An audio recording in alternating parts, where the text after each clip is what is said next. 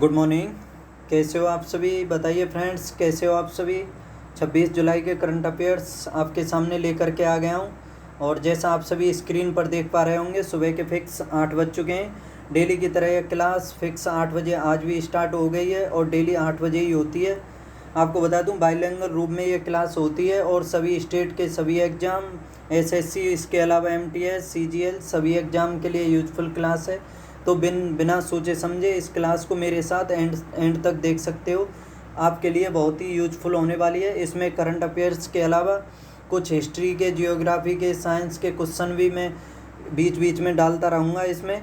तो आपसे बता दूं, आपके लिए बहुत ही इम्पोर्टेंट क्लास है, तो मेरे साथ एंड तक देखना। और अब मैं इसकी स्टार्टिंग करता हूं पहले क्वेश्चन के साथ। पहला क्वेश्चन है इसमें कि भारतीय इतिहास में दूसरे सबसे लंबे समय तक सेवा करने वाले मुख्यमंत्री कौन बन गए हैं? बताइए, सबसे अधिक लंबे समय तक दूसरे मुख्यमंत्री कौन बने? Who has become the second longest service chief minister in Indian history? Option A Nitish Kumar, option B Naveen Patnaik, option C MK. Stalin या डी?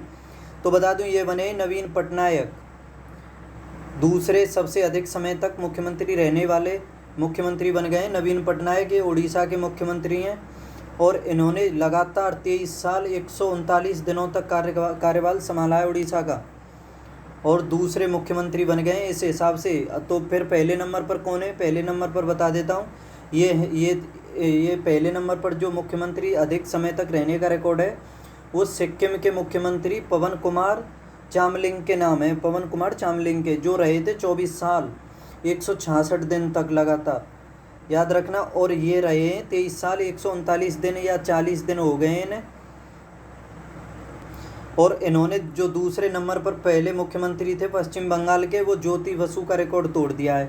पहले पर हो गए पवन कुमार, उसके बाद ये नवीन पटनायक, फिर ज्योति बसु तीसरे स्थान पर। आगे देखो, महत्वपूर्ण पॉइंट है कि ट्विटर पर 2.5 करोड़ फॉलोअर वाले देश के पहले मुख्यमंत्री कौन बन गए? ट्विटर पर 2.5 करोड़ फॉलोअर्स, ये योगी आदित्यनाथ हैं, उत्तर प्रदेश के मुख्यमंत्री हैं। और इनकी विधानसभा जो क्षेत्र है, ये गोरखपुर से चुनाव लड़े थे, ठीक है, याद रखना। गोरखपुर के ये विधायक हैं। किस राज्य के मुख्यमंत्री ने हाल ही में जेलों का नाम बदल करके सुधार गृह किया है? बताइए, किसके द्वारा जेलों का नाम बदल करके सुधार गृह किया गया है? ये उत्तर प्रदेश के द्वारा किया गया है, उत्तर प्रदेश की सरकार के द्वारा, योगी आदित्यनाथ के द्वारा। महाराष्ट्र के उप मुख्यमंत्री देवेंद्र फडणवीस ने किस देश में छत्रपति शिवाजी महाराज की प्रतिमा का अनावरण किया है? बताइए कि महाराष्ट्र के उप मुख्यमंत्री देवेंद्र फडणवीस, ये पहले मुख्यमंत्री भी रह चुके हैं। और आपको पता होगा, इस टाइम महाराष्ट्र के जो मुख्यमंत्री हैं वो हैं एकनाथ शिंदे, जिन्होंने राज ठाकरे की पार्टी को अपने कब्जे में ले लिया, सभी विधायकों का समर्थन हासिल कर लिया। इस वजह से उन्हें जो उसकी पार्टी है शिवसेना, उसका भी मिल गया अधिकार। आगे महाराष्ट्र के उप मुख्यमंत्री ये तो हो गया, नहीं हुआ ये। महाराष्ट्र के उप मुख्यमंत्री देवेंद्र फडणवीस ने किस देश में छत्रपति शिवाजी महाराज की प्रतिमा का अनावरण किया है? ये मॉरिशस में किया है, याद रखना, मॉरिशस में। आगे, हाल ही में किस राज्य के मुख्यमंत्री ने दीदीर सुरक्षा कवच अभियान शुरू किया है? दीदीर सुरक्षा कवच, ये मुख्यमंत्री हैं पश्चिम बंगाल की ममता बनर्जी, उनके द्वारा शुरू किया गया है। दीदी कहते हैं उन्हें, पश्चिम बंगाल की, उन्होंने अपने नाम के ऊपर ही ये समझो, दीदीर सुरक्षा कवच। आगे, किस राज्य सरकार द्वारा मुख्यमंत्री खेत सुरक्षा योजना शुरू की गई है?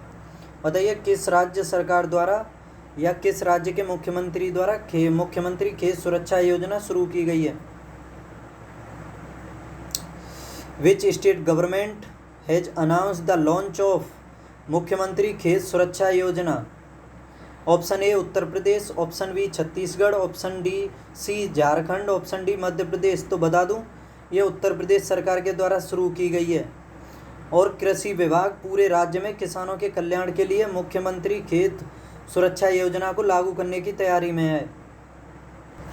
आपने देखा होगा, खेतों के ओर पास जो तार लगा देते हैं और उसमें करंट भेज देते हैं, तो वो इसी योजना के तहत है कि इस योजना में जानवरों के नुकसान पहुंचाए बिना उन्हें रोकने के लिए 12 वोल्ट करंट वाली सौर बांड की स्थापना शामिल है।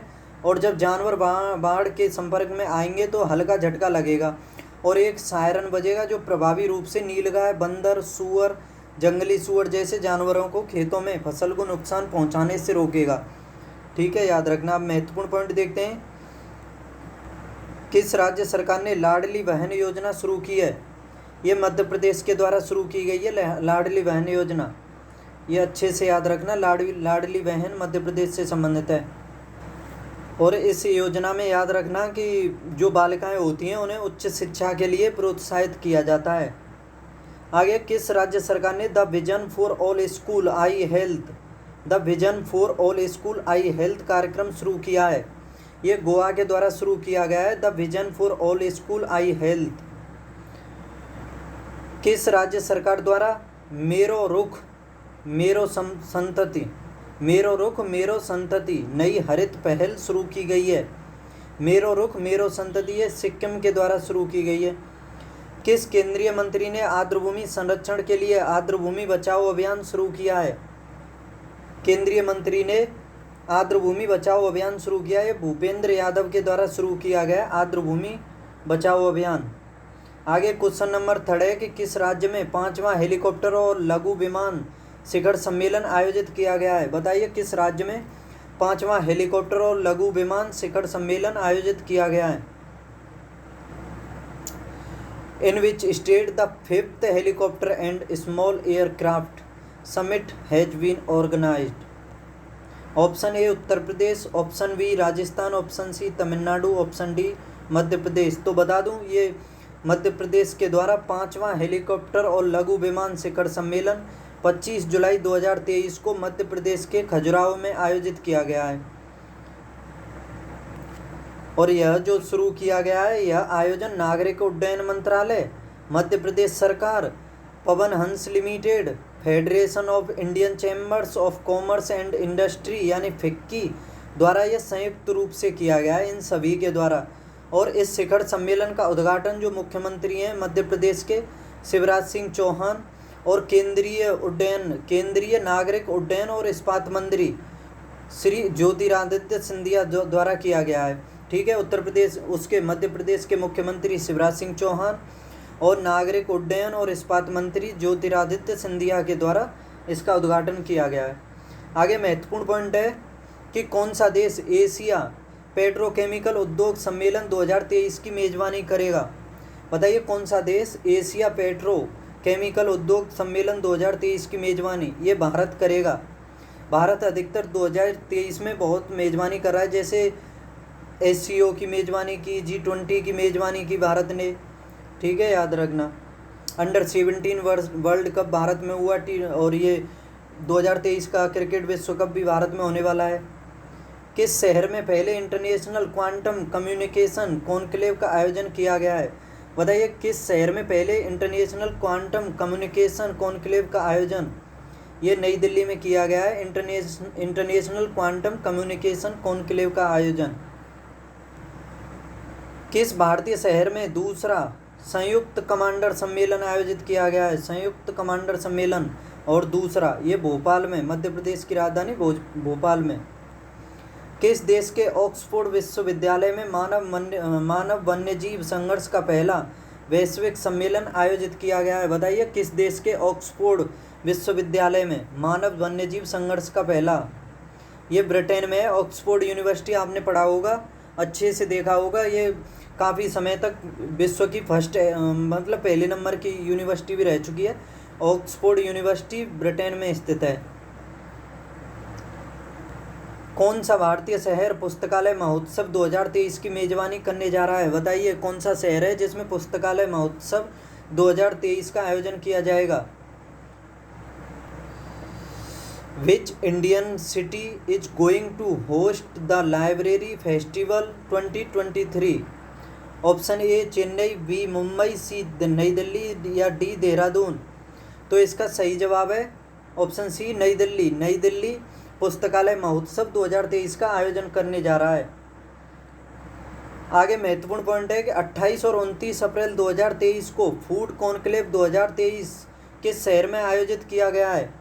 बताइए 28 और 29 अप्रैल को फूड कॉन्क्लेव 2023 किस शहर में ये किया गया है? हैदराबाद में। अच्छे से याद रखना, फूड कॉन्क्लेव हैदराबाद में।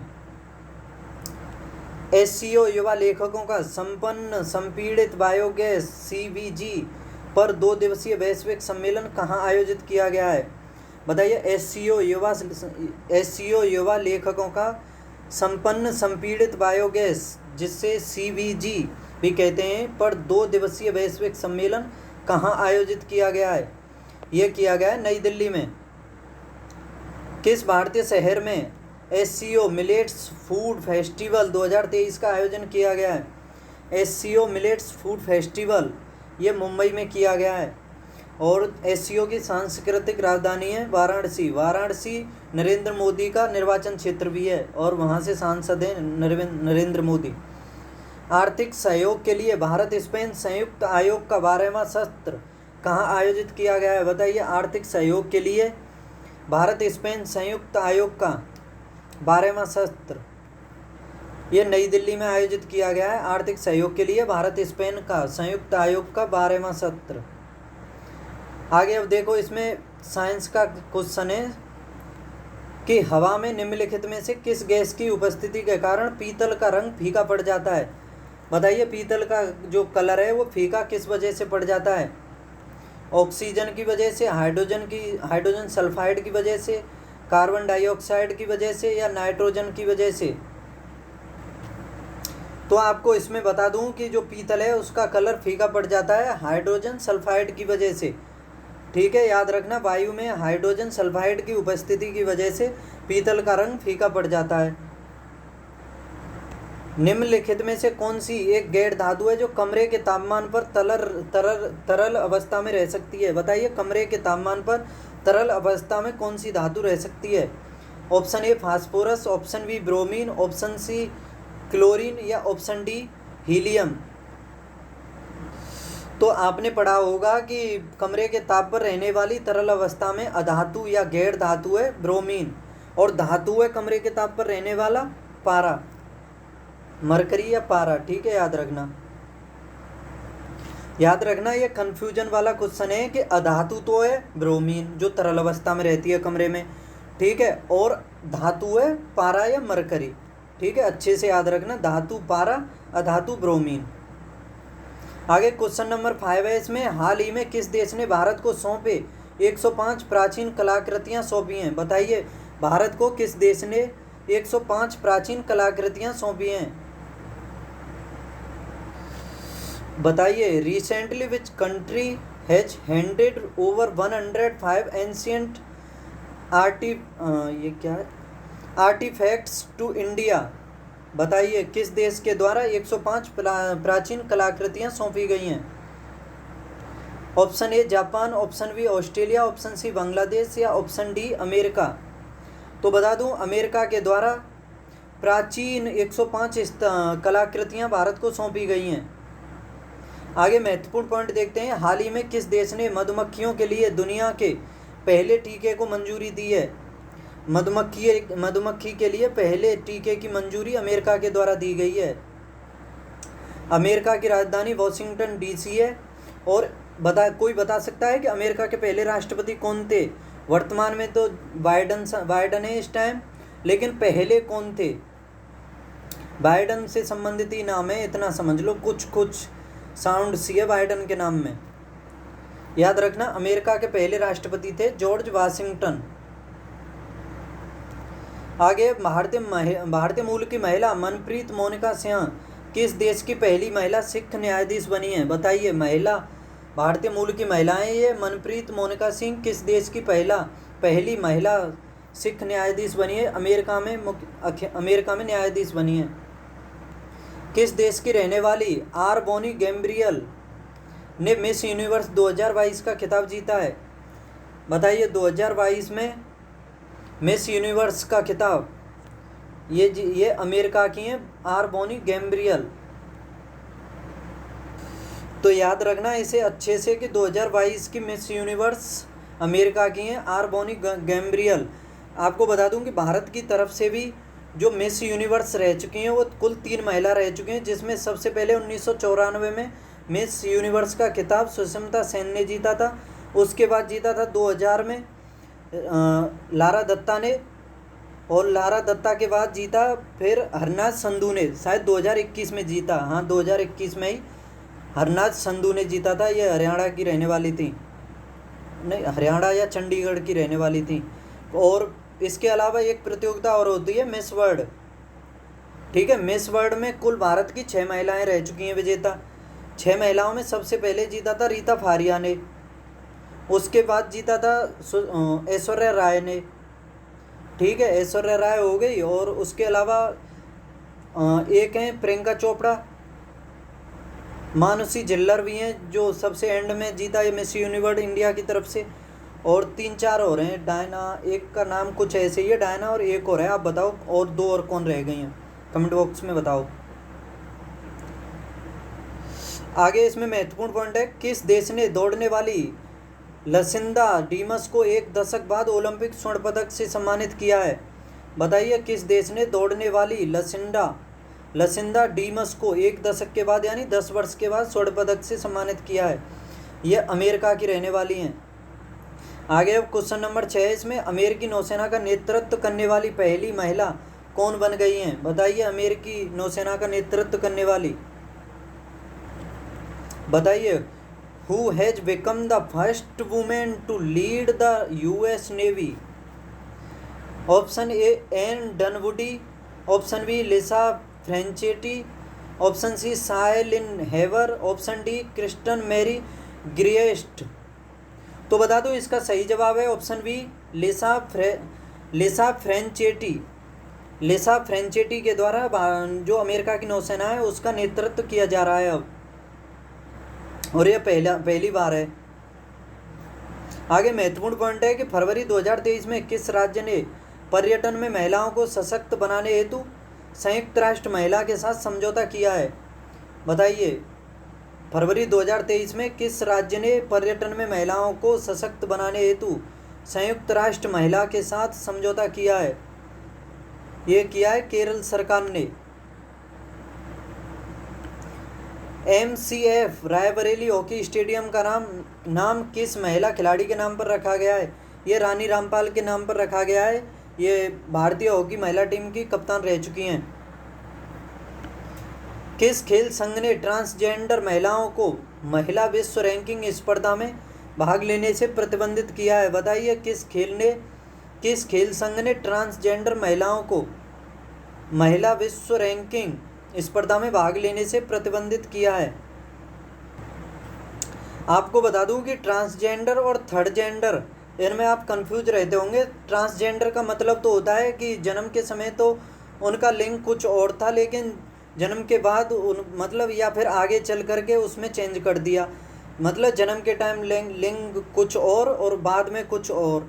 लेकिन थर्ड जेंडर जो होते हैं वो होते हैं कि जो आगे पीढ़ी अपनी नहीं बना सकते हैं, उसको थर्ड जेंडर कहते हैं, याद रखना अच्छे से। किस खेल संघ ने ट्रांसजेंडर महिलाओं को महिला विश्व रैंकिंग स्पर्धा में भाग लेने से प्रतिबंधित किया है? यह किया है विश्व एथलेटिक्स संघ ने। अंतरिक्ष में जाने वाली पहली अरब महिला अंतरिक्ष यात्री हाल ही में कौन बनी है? बताइए अंतरिक्ष में जाने वाली पहली अरब की महिला कौन बनी है? ये रैयाना बरनावी बनी है, रैयाना बरनावी। आगे फिर साइंस के महत्वपूर्ण क्वेश्चन है, क्लोरोफिल एक प्राकृतिक रूप से पाया जाने वाला कैलेट यौगिक है जिसमें केंद्रीय धातु होती है। बताइए क्लोरोफिल एक प्राकृतिक रूप से पाया जाने वाला धातु है, मतलब पाया जाने वाला एक कैलेट यौगिक है, और इसके अंतर्गत एक केंद्रीय धातु होती है, उसका नाम बताओ। ऑप्शन ए तांबा, बी मैग्नीशियम, ऑप्शन सी लोहा, या ऑप्शन डी कैल्शियम। तो इसका सही जवाब है ऑप्शन बी मैग्नीशियम। क्लोरोफिल के अंतर्गत मैग्नीशियम होता है, याद रखना। आगे फिर पेंसिल में निम्नलिखित में से किसका उपयोग किया जाता है? शीशे का, सिलिकॉन का, लकड़ी का, या फास्फोरस का? इसमें बता दूं आपको कि इसमें तो आंसर दिया हुआ है शीशा, लेकिन पेंसिल में जो है शीशा 0% पाया जाता है। तो इस वजह से इसमें आप पेंसिल में शीशा को मत याद करना, मैं बता देता हूँ, आप करना ग्रेफाइट को, क्योंकि पेंसिल में जो है ग्रेफाइट का प्रयोग किया जाता है। तो इसका सही जवाब है पेंसिल में किसका उपयोग किया जाता है, ग्रेफाइट का। ठीक है, याद रखना ग्रेफाइट का। आगे अब क्वेश्चन नंबर 7 है, किस राज्य कैबिनेट ने मिशन शक्ति स्कूटर योजना को मंजूरी दी है? बताइए किस राज्य कैबिनेट ने मिशन शक्ति स्कूटर योजना को मंजूरी दी है? बताइए, which state cabinet has approved the mission Shakti scooter scheme? Option A Tripura, option B Assam, option C Odisha या ऑप्शन डी सिक्किम। बताइए किस राज्य कैबिनेट ने मिशन शक्ति स्कूटर को मंजूरी दी है? तो बता दूं ये ओडिशा सरकार के द्वारा दी गई है मिशन शक्ति स्कूटर को मंजूरी, और इसका उद्देश्य है लाभार्थियों को 1 लाख रुपये तक के बैंक ऋण पर ब्याज छूट प्रदान करना, जिससे वे स्कूटर खरीद सकें। और यह पहल मिशन शक्ति फेडरेशन लीडर्स और CSS के लिए 2 पहिया वाहनों तक सस्ती पहुंच प्रदान करती है।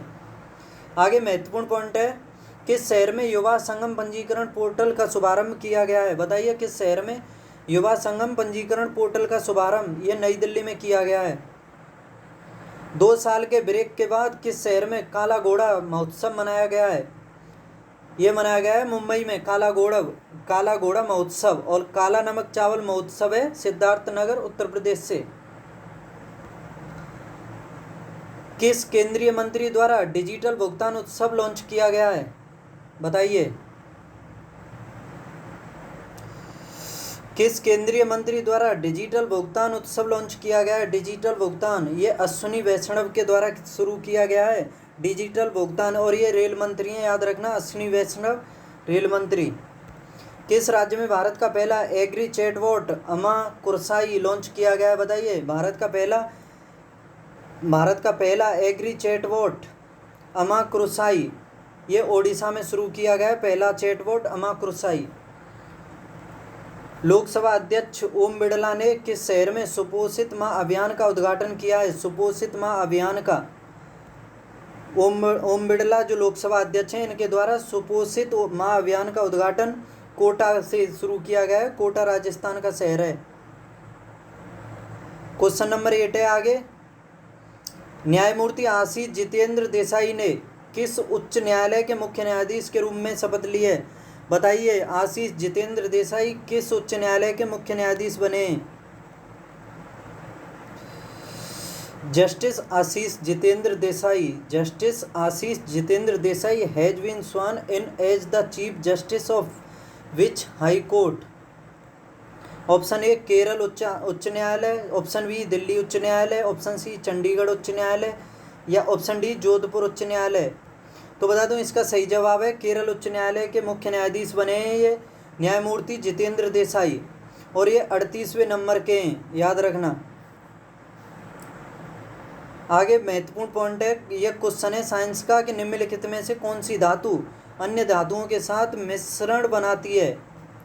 Option A tin, option B बुध, ऑप्शन सी नेतृत्व करना या ऑप्शन सी जस्ता।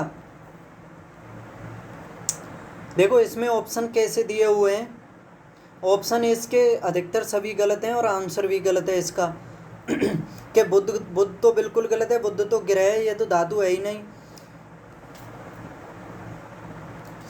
और नेतृत्व करना इसका भी कोई संबंध नहीं है, ये भी गलत है, ठीक है। और रही बात टिन और जस्ता की, तो ये दोनों धातुएं जो हैं ये मिश्रित धातुएं बनाती हैं, जैसे टिन और जस्ता, टिन और तांबा, और उस हिसाब से देखा होगा आपने पीतल कांसा वो बनता है जैसे, ठीक है। तो ये दोनों ही मिश्रण बनाती हैं।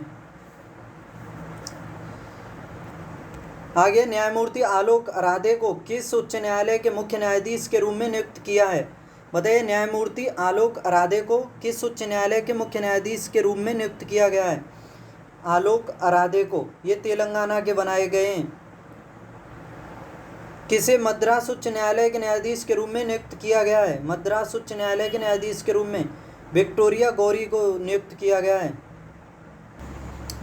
बताइए किसे मद्रास उच्च न्यायालय के न्यायाधीश के रूप में नियुक्त किया गया है? मद्रास उच्च न्यायालय के ये विक्टोरिया गौरी को किया गया है। भारत के सर्वोच्च न्यायालय के 73वें स्थापना दिवस पर मुख्य अति किस देश के न्यायाधीश हैं? बताइए। भारत का जो सर्वोच्च न्यायालय है उसका स्थापना दिवस 73वां मनाया जा रहा है, तो उस पर मुख्य अतिथि किस देश के मुख्य न्यायाधीश हैं?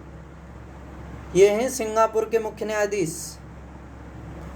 आपको बता दूं, सर्वोच्च न्यायालय की स्थापना हुई थी 28 जनवरी या फरवरी, कन्फ्यूजन है मुझे आप देख लेना, 1950 को।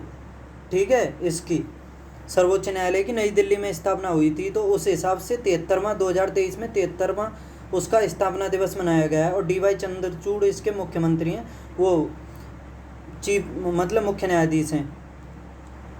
किस देश में हाल ही में 25 वर्षों में पहली बार महिलाओं को सेना में आने की अनुमति दी गई है? बताइए, किस देश में 25 वर्षों में पहली बार महिलाओं को सेना में आने की अनुमति? ये कोलंबिया देश के द्वारा दी गई है, कोलंबिया के द्वारा। कोलंबिया के बारे में बता दूं, ये दक्षिण अमेरिका जो महाद्वीप है, दक्षिण अमेरिका, उसका ये उत्तर पश्चिमी देश है। ठीक है, ब्राज़ील और वेनेजुएला जो उसके पड़ोसी देश हैं, तो उस हिसाब से याद रखना कोलंबिया। आगे क्वेश्चन नंबर 9 है इसमें कि विश्व भ्रूण विज्ञानी दिवस कब मनाया जाता है? बताइए, विश्व भ्रूण विज्ञानी दिवस। World embryologist day is celebrated on? Option A 22 July, option B 23 July, option C 24 July, या ऑप्शन डी 25 जुलाई। बताइए, कब मनाया जाता है वर्ल्ड एम्ब्रियोलॉजिस्ट डे या विश्व भ्रूण विज्ञानी दिवस? ये मनाया जाता है 25 जुलाई को। ठीक है, याद रखना 25 जुलाई को मनाया जाता है ये। आगे महत्वपूर्ण दिवस हैं आपके सामने कि 15 जून को मनाया जाता है विश्व पवन दिवस, और 15 जून को मनाया जाता है विश्व बुजुर्ग दुर्व्यवहार जागरूकता दिवस। 15 जून को ही विश्व पवन दिवस, विश्व बुजुर्ग दुर्व्यवहार जागरूकता दिवस भी 15 जून को, और 18 जून को मनाया जाता है ऑटिस्टिक गौरव दिवस, और 18 जून को ही अंतर्राष्ट्रीय पिकनिक दिवस। ऑटिस्टिक गौरव दिवस और अंतर्राष्ट्रीय पिकनिक दिवस 18 जून को। 20 जून को मनाया जाता है विश्व शरणार्थी दिवस, और 21 जून को विश्व संगीत दिवस, और 21 जून को ही विश्व हाइड्रोग्राफी दिवस, हाइड्रोग्राफी और संगीत दिवस 21 जून को, और 21 जून को ही मनाया जाता है अंतर्राष्ट्रीय योग दिवस। ठीक है, याद रखना अंतर्राष्ट्रीय योग दिवस। भारत ने शुरुआत की थी इसे 21 जून को मनाया जाता है अंतर्राष्ट्रीय योग दिवस। 2014-15 में स्टार्टिंग हुई थी इसकी। आगे क्वेश्चन नंबर 10 है कि किस देश ने ब्रिक्स समूह में शामिल होने के लिए आवेदन किया है? बताइए, किस देश के द्वारा ब्रिक्स में शामिल होने के लिए आवेदन किया गया है? Which country has applied to join the BRICS group? Option A Syria, option B Algeria, option C Canada या बांग्लादेश। तो बता दूं इसका सही जवाब है अल्जीरिया। अल्जीरिया ने आर्थिक अवसर को खोलने के लिए ब्रिक्स समूह में शामिल होने की इच्छा जाहिर की है, जिसके लिए वो आवेदन भी कर चुका है। अल्जीरिया ने इसके लिए 1.5 अरब अमेरिकी डॉलर की राशि के साथ ब्रिक्स बैंक का शेयर धारक सदस्य बनने का अनुरोध भी किया है, याद रखना। और इसमें सबसे ज़्यादा शेयर होल्डिंग जो है चाइना की है। आगे महत्वपूर्ण पॉइंट है कि भारत की पहल के तहत कौन सा देश इंटरनेशनल बिग कैट्स अलायंस का सदस्य बना है? बताइए, भारत की पहल के तहत कौन सा देश इंटरनेशनल बिग कैट्स अलायंस का सदस्य बना है, संस्थापक सदस्य? ये नेपाल बना है। कौन सा देश विश्व का सबसे बड़ा नार्को स्टेट बन गया है? बताइए, नार्को स्टेट सबसे बड़ा, ये सीरिया बन गया है विश्व का सबसे बड़ा नार्को स्टेट। ठीक है, इसमें अच्छे से याद रखना, नार्को स्टेट बन गया है सीरिया। और नार्को स्टेट से समझा देता हूँ आपको कि नार्को स्टेट उस देश को कहते हैं जो अपनी अर्थव्यवस्था को चलाने के लिए नशे पर निर्भर होता है। ठीक है, जिस देश की अर्थव्यवस्था नशे के द्वारा चलती है तो उसे नार्को स्टेट कहते हैं। नशे से मतलब नशीले पदार्थों के द्वारा। ठीक है, आगे इसमें एशियन इंफ्रास्ट्रक्चर, सॉरी यार जीवंटा ले जाती है मेरे ऐसे वर्डों में। एशियन चलो छोड़ो, बाद में लेंगे इसे। दुनिया में पहली बार क्रिप्टो विनियमन दुनिया में पहली बार क्रिप्टो विनियमन के लिए मीका कानून निर्माण किस देश ने किया है, बताइए। दुनिया में पहली बार क्रिप्टो विनियमन के लिए मीका कानून, ये यूरोप के द्वारा किया गया है, मीका कानून। आगे महत्वपूर्ण क्वेश्चन है आपके सामने, राजगृह नगर का वास्तुकार कौन था? ये महागोविंद था। अकबर ने दहशाला प्रणाली कब शुरू की थी? अकबर के द्वारा जो दहशाला प्रणाली थी वो कब शुरू की गई थी? 1580 में की गई थी। और राजगृह का वास्तुकार था महागोविंद। धुआंधार जलप्रपात किस राज्य में है? ये मध्य प्रदेश में है और नर्मदा नदी पर है, याद रखना। रेडियो कार्बन डेटिंग में किसका निर्धारण किया जाता है? इसमें जीवाश्मों की आयु मापी जाती है रेडियो कार्बन डेटिंग में। पुष्यभूति वंश के किस शासक ने गुर्जरों को पराजित किया था? पुष्यभूति वंश के किस शासक ने गुर्जरों को पराजित किया था? यह हर्षवर्धन ने किया था, याद रखना, हर्षवर्धन ने। और यह हर्षवर्धन को पराजित किया था पुलकेशन द्वितीय ने, और पुलकेशन द्वितीय को पराजित किया था नरसिंहदेव बर्मन ने, ठीक है, याद रखना। संविधान सभा ने अम्बेडकर की अध्यक्षता में कब प्रारूप समिति का गठन किया था? ये 24 अगस्त 1947 को किया गया था, अम्बेडकर की अध्यक्षता में प्रारूप समिति का।